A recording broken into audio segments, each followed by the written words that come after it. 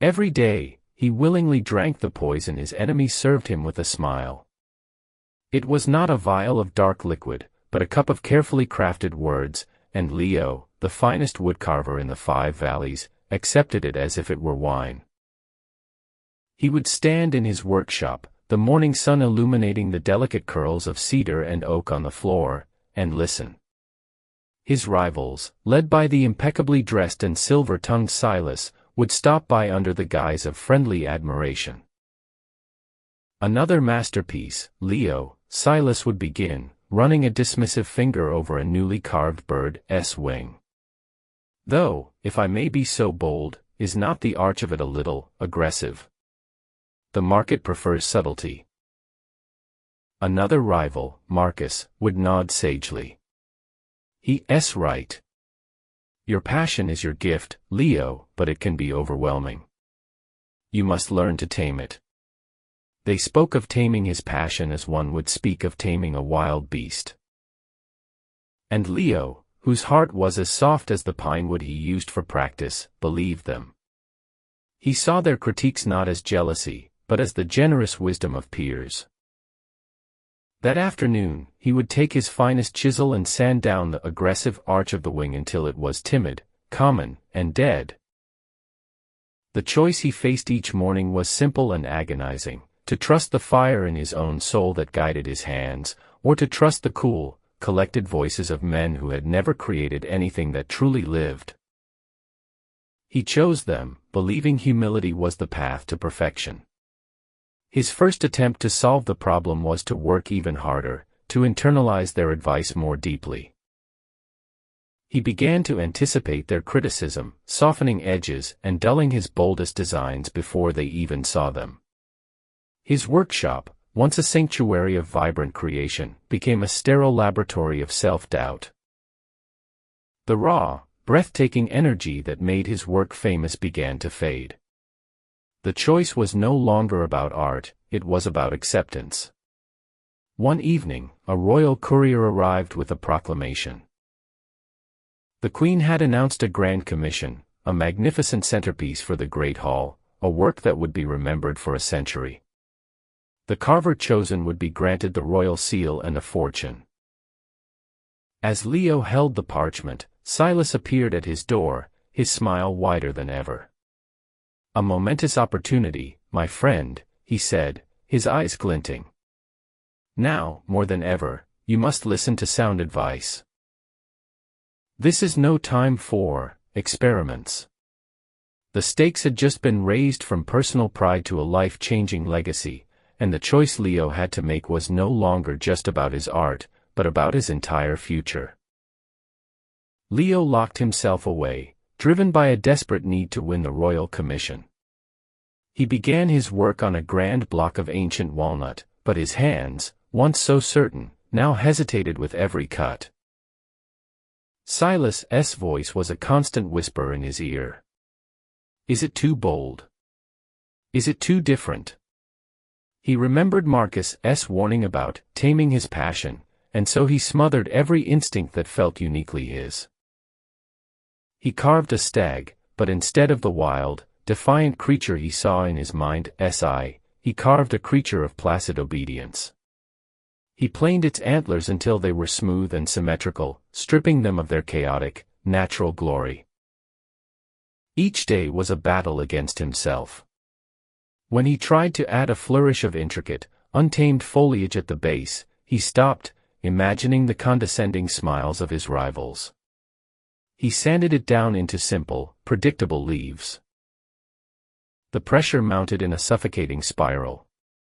He stopped sleeping, his nights filled with the ghosts of the beautiful things he had sacrificed for the sake of being acceptable. His workshop grew dim, thick with the dust of his abandoned ideas. His hands, once his source of joy, became mere tools executing the will of others. He felt himself falling, losing grip not just on his craft, but on his own identity. The day of the presentation arrived. Leo, gaunt and exhausted, unveiled his stag. The judges were polite. They called it technically proficient and well executed. But there was no gasp of awe, no silence of wonder. It was a piece of wood, expertly shaped, but utterly devoid of a soul. The commission was awarded to Silas, whose carving of a perfectly symmetrical, uninspired royal crest was deemed a reflection of noble stability. Leo felt the floor drop out from beneath him. He had not only lost, but he had lost by betraying the very gift that made him worthy of competing in the first place. He returned to his empty workshop, the silence screaming at him. He looked at the stag, a monument to his own cowardice. That night, a new complication arrived in the form of a letter. It was from the Merchant Guild, informing him that due to his recent stylistic deviations and failure to secure the royal commission, his apprentices were being reassigned to more commercially viable masters. He was not only a failure, he was now completely alone. In the depths of his despair, Leo decided to destroy the stag. He raised a heavy mallet, his knuckles white, ready to splinter the symbol of his shame into 1,000 pieces. Just as he was about to swing, the door creaked open. An old man stood there, one of his earliest patrons, a quiet gentleman named Arthur who had not visited him in years. Arthur walked slowly around the lifeless stag, his gaze taking in every compromised line. He did not offer sympathy or advice. He simply looked at Leo and asked a single, devastating question: whose fear made this? The word fear struck Leo like a physical blow. Not failure, not caution, but fear. In that moment, the truth crashed down on him. The poison he had been drinking was not criticism, it was fear. Their fear of his talent, which they had expertly disguised and fed to him until it became his own. For a fleeting moment, he felt a surge of power. He saw the path back. He would not destroy the stag. He would use it as a reminder. He would start again, carving something for himself, something born not of fear, but of the fire he had almost allowed to be extinguished. Hope was a fragile spark in the darkness. But this hope was a trap. A week later, as Leo began sketching a new design, a phoenix rising from a chaotic burst of flames, all sharp angles and wild energy, Silas and his group appeared. They saw the rejected stag still on its pedestal and the new, defiant sketches. Silas's face was a mask of practiced concern. "Leo, my friend," he said, his voice dripping with false pity. "We heard you lost the apprentices. We came to offer our support." He glanced at the new drawing. "Ah," he sighed. "I see. You are retreating into your old habits. That, aggression. It is this very impulse that cost you the commission. We were only trying to help you overcome your weakness." He turned to the others. "You see. He cannot help himself." They nodded, their faces a chorus of solemn agreement. They had not just made him fail, they had perfectly framed his unique genius as the very source of that failure. The trap snapped shut. In that moment, Leo was in the lowest place he had ever been. He did not just believe he was a bad artist, he believed that the best part of him, the very core of his creative soul, was a flaw that needed to be erased. My friend, have you ever been in a place so dark you believed the darkness was your own fault? That is where Leo was. He sat on the floor of his workshop, a tomb of silent wood, and felt nothing. The fire was gone. But then, in the gloom, he looked down at his own hands. He saw the landscape of his life etched into them, the faint white scars from a slipped chisel, the deep, hard calluses from thousands of hours of devotion, the strength that could command the most stubborn oak. These hands knew the truth. They had not been built by caution. They were not shaped by the opinions of other men. They were the product of his own untamed passion. The epiphany did not come like a lightning bolt, but like the slow, quiet dawn. The poison was not what they served him. The poison was his own decision to open his mouth and drink. He did not need to fight them. He did not need to prove them wrong. He only needed to stop drinking. He stood up. He walked past the timid stag and the wild sketches.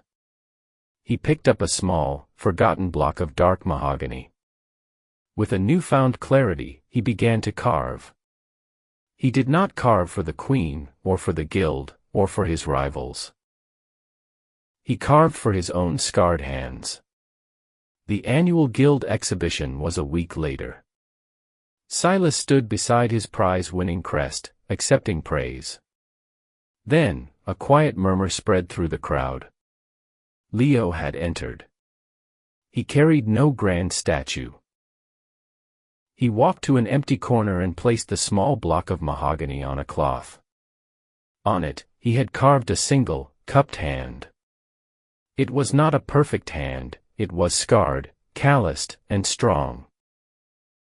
And held within its palm was a single, perfectly formed drop of liquid. It was a masterpiece of tension and meaning, a tribute to both vulnerability and strength. The crowd gathered, drawn by its quiet, undeniable power. They saw the story in it without a single word being spoken. Silas finally pushed his way to the front, his smile tight. He prepared his next cup of poison. An interesting little piece, Leo, he began. A bit sentimental, perhaps, but... He trailed off. Leo did not look at him. He was watching a young girl who was staring at the carving with wide, wondrous eyes. He simply gave the smallest, calmest of smiles and said nothing. He had refused the cup.